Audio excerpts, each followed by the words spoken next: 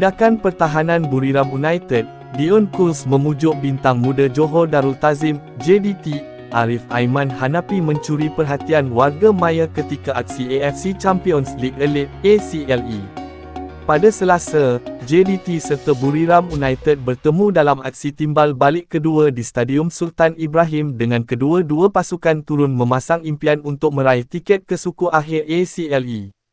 Kelibat Arif Aiman menjadi taruhan besar buat jurulatih JDT, Hector Bidoglio di bahagian sayap kanan, sementara Buriram United pula menurunkan Dion Kuls di posisi bek kanan.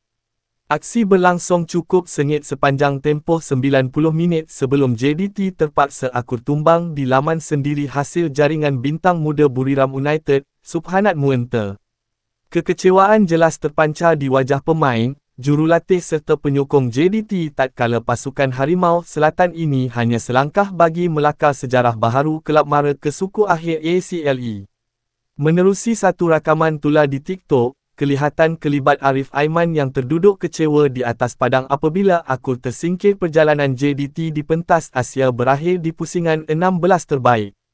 Tidak lama kemudian, Dion Kuls yang juga kapten Harimau Malaya dilihat mendekati Arif Aiman sambil memujuk dan menepuk bahu pemain berusia 23 tahun itu untuk bangun bersama. Tinjauan di ruangan komen menyaksikan warga maya memuji semangat kesukanan Kuls yang tetap memberi sokongan buat rakan sepasukan di kem kebangsaan itu.